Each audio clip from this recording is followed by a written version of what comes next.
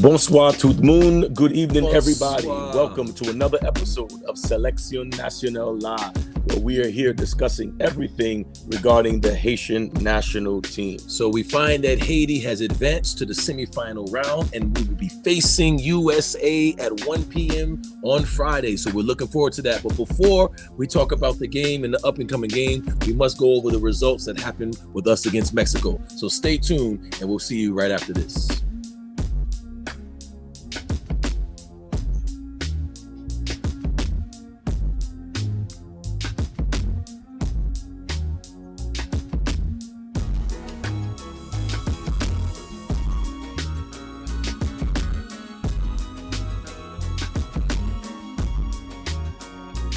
Okay, welcome back. I'm Coach Daryl Etienne. And I'm Derek Etienne, and we are excited to get back and give this recap on the Haiti versus Mexico match to see who's going to finish on Group A to advance to the semifinals. Now, both teams have already advanced to the semifinals, Haiti and Mexico, being that both of them had 2 wins in the group games. So this was a battle to see who was going to claim the top spot.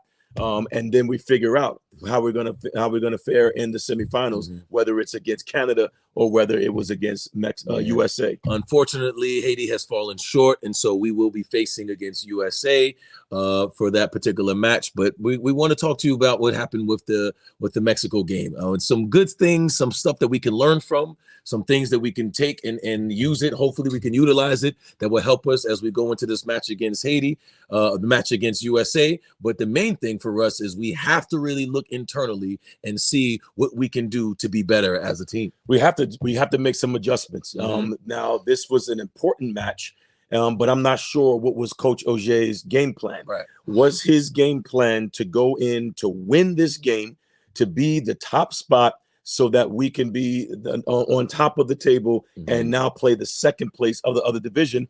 Or was his game plan to rest players? Was his game plan to just sit back and just let the result happen as it may? I know when we finished the last broadcast, we mentioned that I felt optimistic that the coach is going to go for it. You know, judging based on the trends of the first game against Costa Rica and the game against El Salvador, I figured he would do that same thing and just say, we're going to go after Mexico. But, you know, surprisingly, he changed everything and decided to basically sit back and try to absorb the pressure and maybe try to counterattack. And I think it backfired against us. It definitely backfired. We went with the same lineup. Coach Auger went with the exact same lineup from the first 2 games with only one change, and that was Sanvillis went in for Nazon. So number 11, Sanvillis went in for Nazon. And I'm not sure. I think Nazon is a very good player. However, we needed more from the creative side as the playmaker, as that number 10. We needed someone to create more, and I thought we did good of creating those chances against Costa Rica and against El Salvador, but we needed it against Mexico and we didn't get it. So maybe the coach was thinking of something different, maybe having a different look by bringing Sanvillis in there. And she does have a different game to her. You know, she is a little bit more technical. She does dribble and take chances more. However, we still were missing the final pass in the final third to really create something. Yeah, we're going to talk about the midfield. I think we should start first with the back line. We'll start with the goalkeeping. How was the goalkeeping? How would you rate the goalkeeping based on that last game? I think this is we're seeing too many of the same mistakes, and that is dealing with balls in the air. Aerial balls seems to be a problem for Kimberly Prince. She does good with reactions. She does good with shot stopping. She does good with making those kind of saves. But everything that's shot from distance, which we said that Mexico is not afraid to shoot from far out. They're not afraid to shoot from distance. They're not afraid to take a shot. And everything that was coming from distance or long crosses that were coming in, it seemed like Kimberly Prince had a problem with it, and it cost us in some of these goals. Now, how much of it do you think is inexperience? How much of it do you think is fear, afraid of getting injured, afraid of getting hurt, lack of training, lack of games? I'm just trying to figure out, because I agree with you, the mistakes that are giving are mistakes that should not be happening at this level. Yeah. What I mean by that is, okay, if it's a 2v1 and it's you and a player and it's nothing you can do. If it's a breakaway, it's nothing you can do, those type. But aerial balls from distance, most goalkeepers at this level are able to time it and smack it out, punch it over. And we're just having issues with just the being able just to deal with it and make the correct decision or technique and how to deal with that. So do you think it's a lot of it is deal with experience, or do you think it's just, I think it's all of that. I mean, this is a fairly young team, and Tigres is with the club that she plays for, and I'm not sure how much preparation that they have with goalkeeper training. And so I do believe that the experience is a part of it, and you're playing against a very good Mexico side who's not afraid to shoot from distances. But like you said, anything that's over the head, like the first goal scored in 34th minute, it caught us off guard and it was chipped over her head. Right. But there are other goals that are right to her hands that we're smacking into the net. That's the goals that should not be happening. So anything that's shot over the head, not much you can do if it's a great shot, and if a positioning was off, there's not much you can do about that. But goals that we're smacking into the net, it just can't happen. So we have to be able to make those saves. Her distribution. I think the distribution for her, I mean, it wasn't really tested as much because she just gave it to the center back. So for goal kicks, she would give it to the center back. If she'll make a save, she may roll it out to the center back. So for me, the distribution was coming from our back line. That's where we were having problems. I don't think that Haiti looked comfortable at all on the ball, playing out of the back, building out of the back, especially against a pressing Mexico. Mexico came out and it was clear what they wanted to do. There was a clear identity with Mexico. They wanted to keep the ball. When they went in possession, they wanted to have the ball. They wanted to make us run. They wanted to wear us out, move the ball, change the point of attack. And then defensively, Mexico didn't want us to play. And so we played into Mexico's game plan, but it didn't seem like we had one. Yeah.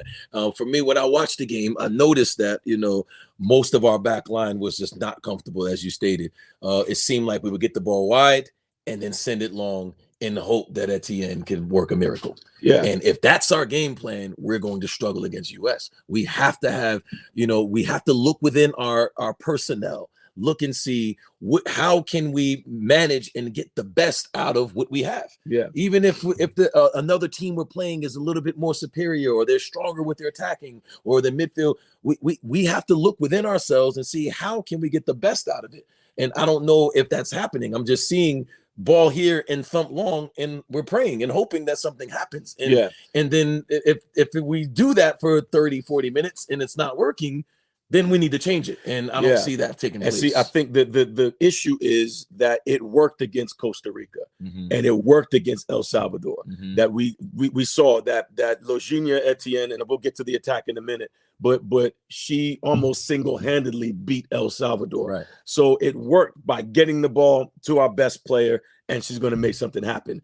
That's not going to work against an organized Mexico team, and it's definitely not going to work against an organized U.S. team. So to your point, we have to make sure that we find what our strengths are. And I don't think our strengths with this roster is playing out of the back. The beautiful game, the way that Haitian teams normally play, is getting the ball here, good entry passes to the midfield, tiki-taka type style. I don't think that we have it with this team. So if we're going to go direct, then we still have to have better positioning. And I don't think that we had that organization, that if we're going to go direct and play a long ball, then we have to make sure that our players are pinched in and compact so we can win the second ball. And that's where we struggled in our midfield. Yeah. So now with the midfield, what do you feel about the fitness levels of the midfield? I know we talked about it early on with the Costa Rica game, and then we clearly saw it with El Salvador, that our midfield is starting to run out of gas. Let's talk about a little bit with the midfield in the first half versus the second half against the team against Mexico. Well, you have to consider that this was the third game, the third game in like 4 or 5 days. And our midfield has played 90 minutes each game. So now you're on this third game against a Mexico whose tempo is higher than Costa Rica. Their speed of play is higher than El Salvador. Transitioning is the transition play from defense to offense from Mexico, which now makes us have to move from attacking to defending. They were so much faster, so much quicker. And this being our third game, heavy. We had. It was clear we had heavy legs. Mhm. I mentioned that from the first game that Delanche Pierre to me is a general. She's a good technical player, but I don't know if she's fit enough to play 90 minutes. Yeah. And she's played 90 minutes in Mhm. every single game. And most of our you could see where we begin to fall apart Mhm. around the 60th minute. And we mentioned that after the Costa Rica game that, you know, we were a little concerned about the depth of our roster because if we're playing our third game against Mexico, this is her 90th minute, and we only made one sub. And so this is our third game against Mexico. We see that she's tired, but we're not making that change. So either as a coach, you know, we've coached, you know, for some time. So as a coach, if I'm saying I'd rather leave a tired player on who clearly has no legs, I'd rather leave a tired player on than bringing fresh legs. Then fresh legs must not be of the level. And so is that what again, we haven't spoken to the coach, so we don't know. And it's hard to say because we haven't seen the other players play. Yeah, so the only players that we've seen play, the substitutions were calculated subs that at the 60th minute, you're subbing the two wingers. Right. That was the only change. Maybe you sub the number 10. That was the only change, is that we sub the two wingers and we sub the number 10. 3 subs each match. So we leave our 8 and we leave our 6, which is the most the players on the field that does the most running is our 6 and our 8, and we leave them on. So for me, I think that where Mexico really took control of the game, well, they were in control of the game from the beginning, but where it really just began to get out of the reach of Haiti was around the 55th, 60th minute, when we just didn't have the legs in the midfield and they just kept running. So now the first, I would say 30, was the 34th minute when we conceded the first goal. Yeah. So I felt like we did well with dealing with the pressure. I mean, we were chasing the ball, we were fighting and defending like our life depended on it. So that was normal. You can see the fight and the bite and the passion of our players. And so that was good. And then, you know, obviously there was an error here or there. They chipped us and got the goal. All right, it's a little disheartening. And so, but we got 34, 35 minutes of tough play and ability to be able to absorb that type of pressure. What do you think I mean, I know we're going to talk about the U.S. going forward, but that's going to be key with dealing with, because it's going to be similar with playing against USA, of them having possession and where we're going to defend from, as a low block, mid block, or high press. And so we tried against Mexico to do a low block. So we're sitting back and we're trying to absorb and hope for the counterattack. And we did well for 35 minutes, but one mistake, boom, goal, and then it disheartens us. And then now we go into the locker room defeated, and we have to have some answers. And I don't think we came out with answers. Yeah, and to be honest, I don't know if the team was on the same page. How so? Because we were sitting in a low block. We were literally sitting back on top of our own 18-yard box. But when they were building out of the back, we had our center forward, Logenia Etienne, was pressing. So as she pressed, what was the distance between? There was at least 25 to 30 yard difference, a gap of 30 yards, no one near Logenia while she's pressing. So wait, they played a 4 in the back. They play 4 in the back. So 1v4. The goalkeeper rolls the ball out to their center back, and it's 1 against 4, and they're just passing the ball, and she's chasing. And our next player is 35 yards behind her. So for me, either we have to say, Logenia, come back, and we sit back and we wait, or we say, team, let's press forward. We got to join in to help out.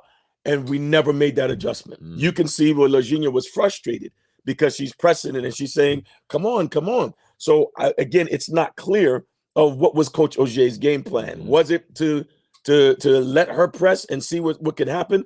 But to me, I feel like the team was sitting back and we were hoping to win the ball and then find a counterattack to find Logenia and see if she can make something happen like the other 2 games. But it's not going to work against us. And see, we're not here to criticize coaching and criticize in that way, but it does come down to what type of information is given. Because at the end of the day, if this is what's happening, if our forward is pressing and everyone's back, my question is the information being given and our players aren't translating it and we're just not able to understand and adjust to what the game gives us? Or is there no communication at all and the players are fending for themselves? and obviously not able to make the adjustments on their own. So that's going to be key going into, going forward, in any game. I don't care if we're playing against, the worst team in the world, if there is not a clear game plan, and if there is not instructions given, and then if there's not being able to receive the instructions and be able to comprehend and be able to implement what's being said, it's going to be a problem. It doesn't matter who you play, but if you play against good teams like a Mexico, USA, that will pick you apart, it's going to be exposed big time, and it'll be an embarrassing exposure. Well, it seemed like the game plan was to sit back, and then hopefully we win the ball and then find Logenia and she can work her magic. But see, we didn't do that against El Salvador. We did not do that against Costa Rica. We went after them. We pressed together, won the ball in their half, and then we countered and we got goals, early goals. And I think that if we do the same thing with Mexico, the same thing with USA, that we will most likely create more chances or have ideas. But see, you're a different type of coach. Your mentality when you coach is you let other teams worry about us. Right. When we're confident in what our team has, confident in our strengths, confident in what we do well, we're not going to have to adjust too much based on the other team. Now, there are some changes based on the scouting reports that we know we may have to pay attention to some details. But if we're confident in what we're bringing to the table that's working for us, they're going to adjust to us. Right. And so that's your mentality. Now, sometimes, perhaps, maybe Coach Auger knows that maybe we just don't have the deep roster. We don't have the quality. And so maybe we do need to just to sit and defend and just try not to give up goals. So again, we didn't talk to Coach Auger, so we don't know what his game plan was. But what was displayed on the field was we were sitting back, and when we won it, try to find Logenia Etienne, and it didn't work. Now, we did have some moments in transition where we were able to win the ball in a good area of the field, but we were forcing it to Logenia Etienne when Dominique Désert is on. We missed opportunities to find her. And there were two moments where Dominique got the ball and she dribbled 1v1. Another one, a step over turn, 1v1. And so I don't think that we got the best out of Dominique, not because of her ability, but I don't think we found her. I don't think we utilized her enough. And because of the success of Logenia Etienne in the first few games, it seemed like we were heavily relying on that for Mexico, rather than, as we stated in the scouting report, we need other players, because Mexico did exactly what we expected they were going to do. And that was make sure that Logenia Etienne doesn't play. So they had one or two players to make sure that she did not get anything cooking. And so there was Dominique was on. There is Florio who's on. There is Sanvillis who can be on. But to me, the issue that we had from game one, even though we had success in winning the first two games, we struggled with final plays. We struggled with the quality of playing into the final third and creating real chances. The chances that we created were all from individual efforts, not from a quality build-up and a nice playmaking. Yeah, I think that our possession ratio has not been good in all of the games, but even in this last game against Mexico, it's too many turnovers. A lot of them were unforced turnovers or just slight pressure and just panicky type, just giving it away, and rather than just being comfortable working and moving for each other just to keep the ball, bouncing the ball back and forth and moving the players. We're just, oh my God, Mexico's coming. I don't want to lose it. And we lose it, and to do that for 30 minutes, 50 minutes, 70 minutes, it's just going to be disheartening. And so there has to be some type of change. What I know about the national teams, the Haitian national teams, is that we respect everyone, but we fear no one. That's usually the mentality. The U17 team looked like they were afraid of Mexico. From what I saw, it looked like we were afraid and just did not want to give up goals, rather than wanting to go and win this game, And so, and again, maybe that was the game plan, because we know we're going to the semifinals and it doesn't matter. We have to bring our A game for the semifinals. So let me ask you this. Do you think that since we're going to be playing US, do you think that Coach Auger maybe should have rested some players and just, I'm not saying throw the game. I'm not saying, but you've already advanced. We're going to need the rest. We're going to need our top players to give 120%. These players are on the national team. They should be a certain quality. So why are we afraid to play players? Yeah. So if I'm in this position, I'm doing two things. I'm either going to press, like we talked about, and go out. It don't matter who I'm playing or which players I'm playing or starting. I'm pressing because I want to go after them and shake and rattle and make sure that they're not comfortable playing. You know, but should we have rested players? Should we have rested Lorginha? Give her the second half or give her just the first half and then take her out? Nah. Should we have rested the midfield and then let the other players start the game, weather the storm? You know, we're not going to keep possession. So, all right, let's let them fight and weather that storm. And then we put our guns in second half. But now I'm concerned because we're going against this U.S. team with tired legs. We had an extra day of rest. We'll take that. All right. We needed that. You know, hopefully we've done the proper, you know, recovery and ice baths and everything we can to get the players physically up and ready to go. But I feel, you know, this is all hindsight. I feel, you know, thinking after the fact, maybe we should have rested some players and then go into the game and then bring them in second half. But these guys played 90 minutes. I mean, I hear that and I understand that, but I disagree. I think that and based on how I would have done things was I would have went with our strongest lineup because I felt that Mexico was beatable. Providing our game plan is to put them under pressure, you know, and let them worry about us as opposed to us sitting back and let them wait for their moment to come and attack us. Right. So I feel that if I would have put our best players forward and went after them, and because we have nothing to lose, we're already advancing. Well, what do we have to gain? We can win the group and avoid US.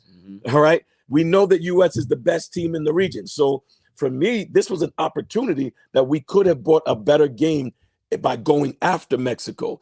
And then let's say we tried it, it didn't work. All right. The 55th minute, 60th minute. Now you make your subs.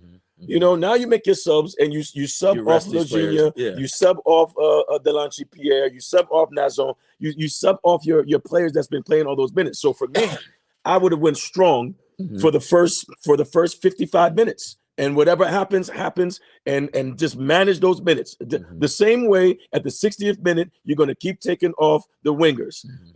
So we know that you're going to make a sub in the 60th minute. Right. So I would do the exact same thing. Strongest team out there and go after them. And then in the 60th minute, we make the subs of the players that we need. I don't care what the score is. You know, now, of course, it may be different. If we're winning 1-0, you know, we might have to leave our players out there to get the win. But again, for me, I don't think we should have rested players from the start. I think that we should have started our best and then rest players near the end.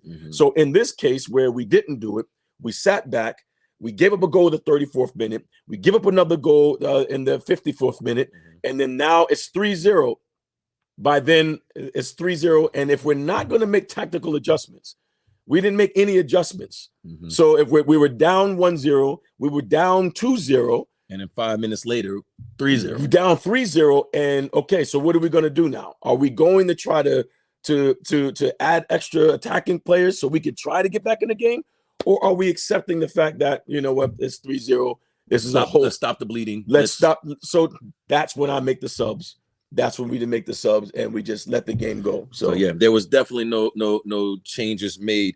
I do want to talk about that one point. We gave up that particular goal in the 52nd minute, all right? And then 5 minutes later, see, this is where we were really exposed with the fatigue of our team and the lack of fitness and the struggle to keep up with the pace and the transition of Mexico, you know. So after that goal, the players, again, we've been on the field when you've given your heart, you've given everything out there, and then it's a silly goal or a different type of goal, and it's like, oh, it just rips your heart out. And then now 5 minutes later, you know, now the elite players, some players are able to give their all, they get scored on. Yes, it feels like it ripped your heart out, but they're able to turn on and say, come on, we can go. We didn't have anything left. If after that goal, 5 minutes later, boom, the next goal, it was just almost a domino now. I was so worried at that moment. That's exactly it. So that 52nd minute, it was the one that we said that, that Kimberly Prince should have been able to handle in that 52nd minute. She should have made that save. And then 5 minutes, so that now puts our head down. 10 minutes into the second half, we're down 2-0. And then, so the team just did not bounce back quick enough. We did not bounce back. We did not respond you know, to that goal. It's like we shouldn't give up that kind of goal. So that kind of goal, it takes your momentum, and then 5 minutes later, it's going downhill. And then if you think about it, that third goal, it was again exposing the fatigue. It was a transition play where we were in Mexico's 18. We finally got past midfield and got up their 18, and we lose the ball, and it was a transition that our midfield just could not keep up with, and they caught us and goal. Yeah. Well, again, you know the story. We ended up, you know, losing that particular game. The good thing is we still advanced, and we're in the semifinal. So we have USA. Well, and before we get to the USA, I don't want to take any credit away from Mexico. They were a great side. They were organized and did what needed to be done. They secured their spot, the top spot, and came after us. And but I felt that we did not give our best performance. This was the performance that we should have stepped up and played our best, and we didn't. The question is it because we're not good enough, or is it because Mexico was that good? And now we have to forget about it and be prepared for US, because the World Cup is on the line. Yeah, I think that this is, you know, I don't believe in just being negative. I also don't believe in just, you know, wishful thinking. You know, we have the facts in front of us. You know, is this side mature enough to bounce back from a Mexico, and now go in relentless against the US?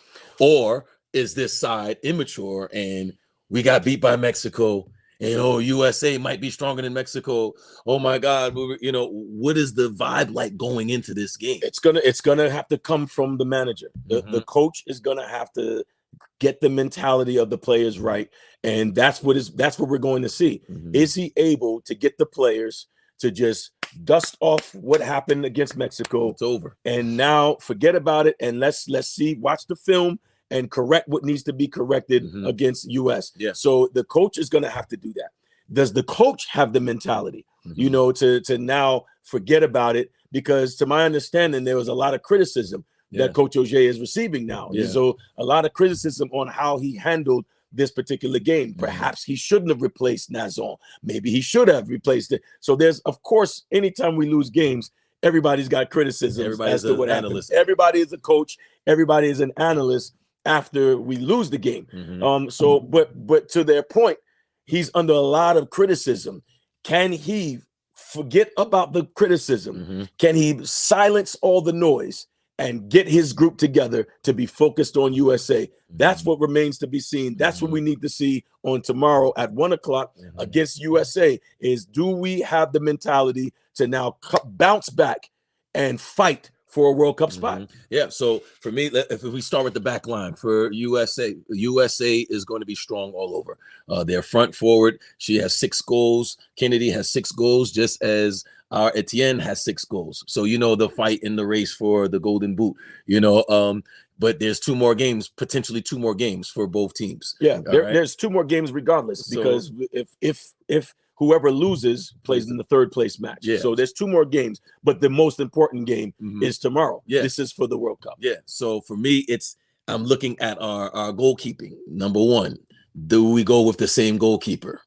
You know, we have the other 2 goalies that are there, and we haven't seen them. We don't know where they are. Obviously, we only saw one when Cadet came in after her injury, but we saw she wasn't ready when she came in, and she, you know, was just not ready for the level either. So I don't think that we changed the goalkeepers at this point. We went with and again, I'm not sure because I haven't seen the other players, but if we played 3 group games and we had no goalkeeping change, I'm not going to go with the second string in this game in the most important match. So we have to go with Kimberly Prince. Kimberly Prince has to have her best game against USA. Yeah, she cannot give away. If they're going to score goals, they're going to have to earn them, and they're going to have to be beautiful goals. We know US is good. We know they can attack. So if they're going to score, let them earn it by scoring some good goals. We can't knock balls into the net. We can't give them the goals. And the distribution has to be well from the back line. Our back line, I think, you know, it is what it is. I don't think that we have the quality at this stage for this age to be able to play out of the back and play entries into our 6-8-10.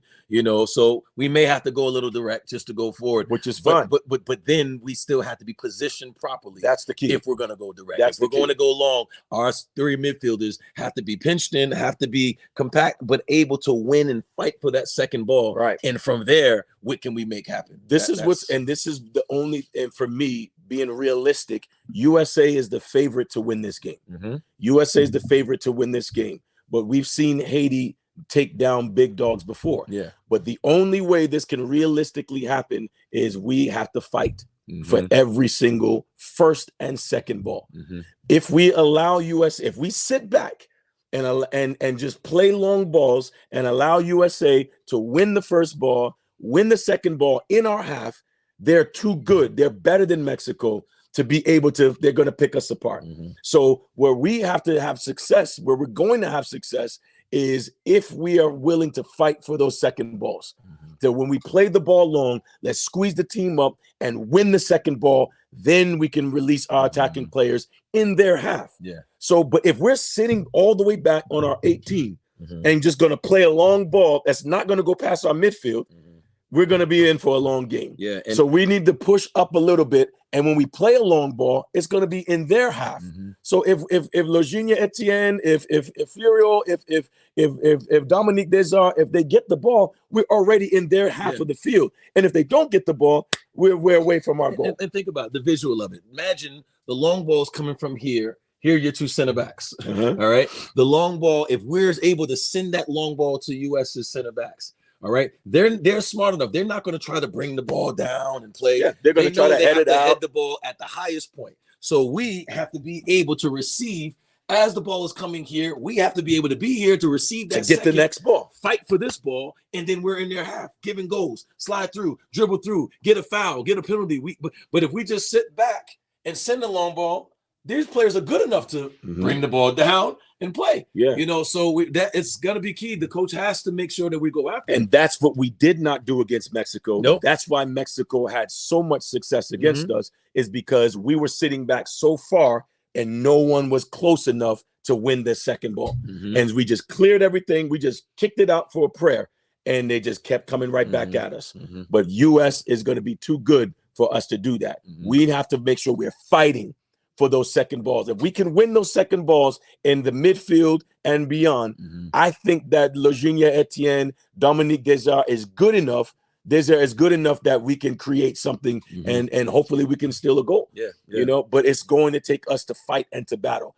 If we go against USA afraid and sit back and think that we're going to just sit back and stop and defend for 90 minutes, it'll be worse. It's going to be worse than the Mexico game. Yeah. We cannot play against it. This is their game plan.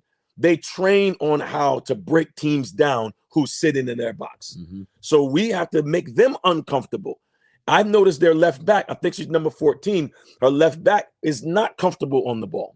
So when Canada was pressuring their left back, she played the ball out of bounds. She forced a turnover. But when she has room, she's overlapping. She's joining the attack and causing us a problem.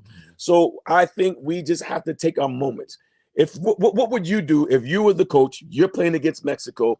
What would the game plan be for you? Yeah, I told you, when we were talking about this offline, we kind of disagree a little bit with this. But for me, I'm pressing in their half. I'm literally got everyone up. We're pressing. Our back line is at midfield.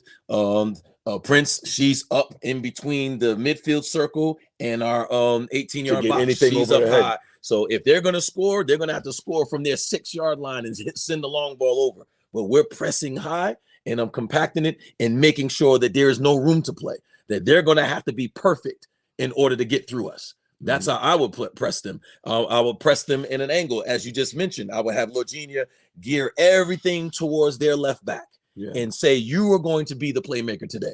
I'm not going to let the real playmaker in the middle be the playmaker. The left back is going to be the playmaker. And everybody's squeezing over here and making it so tight where she has to be perfect. And we know no one's perfect. So that will be my game plan, is to press everything to that left corner. We win the ball, and then can we counter? So as we press to that left corner, now my left back has to be open and has to be prepared. So we win it. Can she get in behind? Because we're in. So can she get in for the long switch? Right. So that would be my game plan, is to press, and that would be an an awesome game plan. The concern is watching the last 3 games for Haiti is our left back did not get in the attack much at all. So our left back, who's our left back? Pierre, Julissa Pierre is playing left back, I think. And so she did not join in the attack as often as she should. No, I'm sorry, number 5. It was Esther Valius. Esther Valius is playing left back.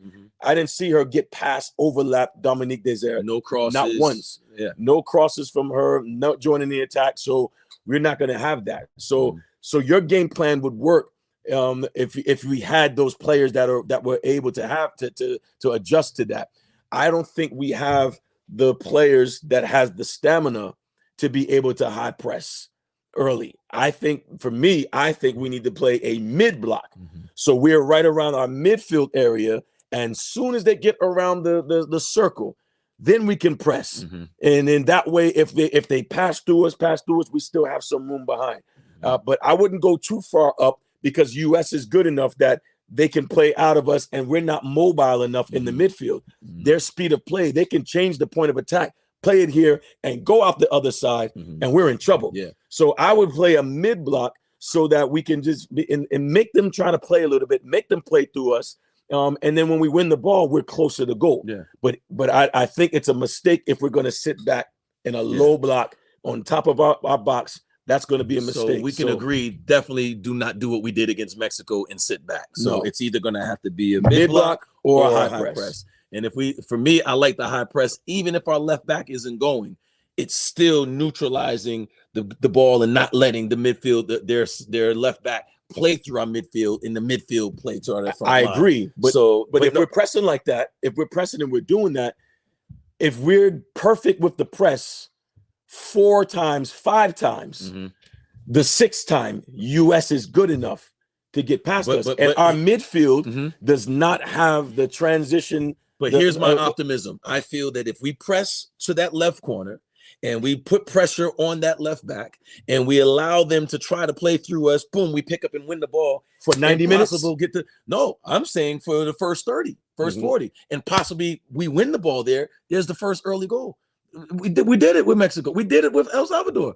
It was clear. Obviously El Salvador, I don't think that the quality is the same as US, but it doesn't matter. At this age, at this level of experience of these players, everyone is not comfortable on the ball. So if we can press them in that area without our left back joining, just making it compact and picking up loose balls, and then we can count on Lorginha to try to work the miracle and Dominic to work the miracle, because we're in that attacking half. It's not a lot of space. But if we're back, now we have 50, 60 yards to try to create something. And we just if we press high, it's 20. We're right at the 18. We win the ball at the 18. It's a touch. It's a shot on goal. Ball comes out. Rebound. Tap in. And we're up 1-0. 2-1. Yeah, and that makes sense. I understand that. My only reluctance about the high press is not only the spacing behind, but we may stop them the first time. We may stop it the second time. We may stop it and get an early chance. But when they do get past us, we don't have the midfield stamina and movement to transition, and that's a long distance. So if we're in their attacking third, you're right, and they do get through us, it's a 60-yard sprint. 60-yard sprint, and US's quality is better than what Mexico showed when they did a transition and they went and they scored on it from their 18. Mexico was on the top of their 18, and boom, boom, boom, boom, 4 or 5 passes, goal. So I think if we press US and we might get out 3 times, 4 times, 5 times. But the one time that they do get through, it's going to hurt us. The US, let's be honest, US is a different quality. We've seen it. The goals that they've been scoring, 13-0, I think it was 3-0, and then 5-0 against Canada. They dominated the group, dominating the region. We're playing against the best of the best. So I don't think we need to go in there afraid, but we do need to go in there respecting what they do. And how do we respect what they do? Is be organized. We have to be organized, and organized meaning that we are together on the same page, and we just cannot sit back. If we sit back, it's just like boom, picking us off. So Coach OJ, you have your work cut out for you, sir. It's going to be a battle. You know, USA, they always come with it. They're not going to come timid. They're not going to come nervous, afraid. They're coming in with confidence. And so we have to match their level of confidence. We have to match their intensity and match just whatever they bring and weather whatever storms they're bringing and see, do we have anything left to try to create on our own? And that's going to be the key. And it's going to be interesting. It's going to be interesting. Yeah. So your prediction for tomorrow.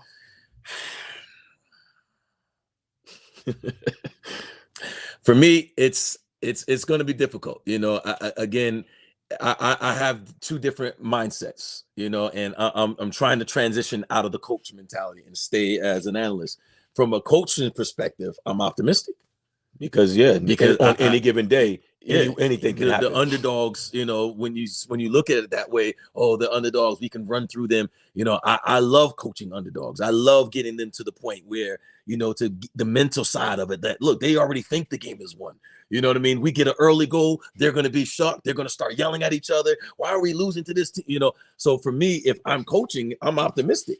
But I don't know what the coach's plan is. I don't know if how he's motivating, what formation he's playing, you know. So it's my prediction is it's going to be tough. You know, if Lorginha and Dominique can play together, and if even with our, you know, we might not have as many chances, but the few chances we get, if they can work together and combine, we have a chance to make it difficult for US. Yeah. I'm not optimistic that we'll win this game.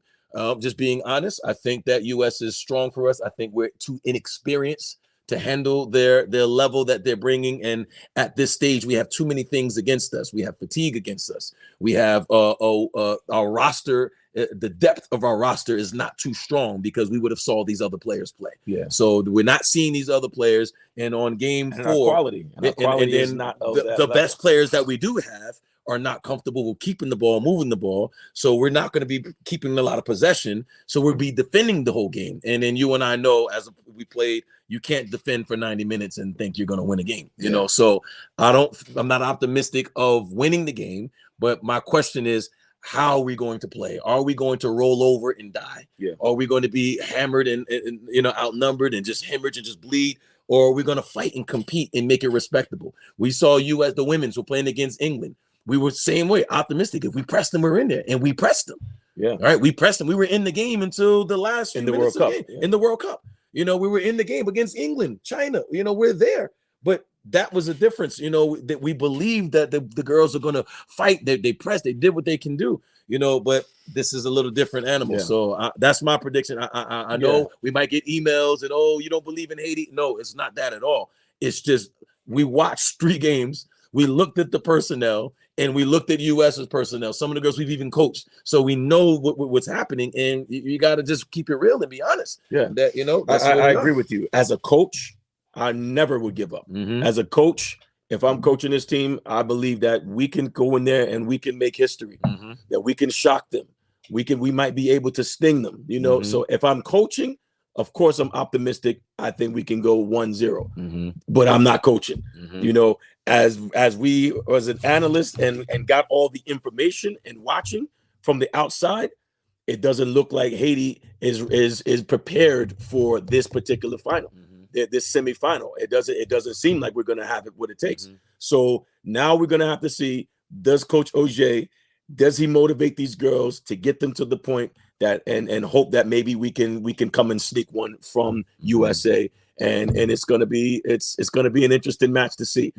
Will Haiti fight or will Haiti roll over? And I like to believe we're going to fight, and the best team is going to win. Yeah. That's the bottom line. The best team will win, but sometimes the team that works the hardest can win. Yeah. So we'll see. You know, but as a coach, I think that, of course, any given day we can have a chance. Yeah. But based on the information and based on watching the games and all the information that we have, it's going to be very difficult for Haiti to win this game.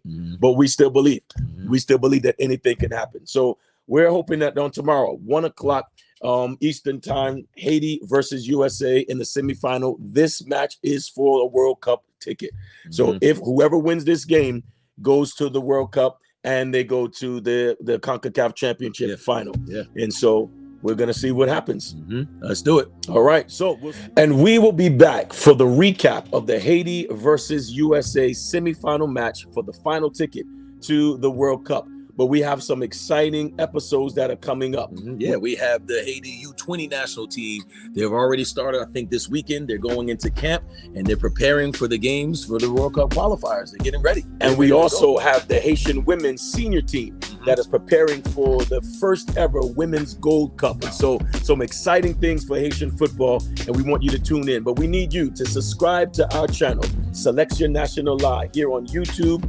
Find us on Facebook, find us on Instagram, and we want you to stay connected so that every episode that comes, you can be a part of it. So we're wishing Haiti all the best in tomorrow's match, and we'll see you next time here on Selection National Live.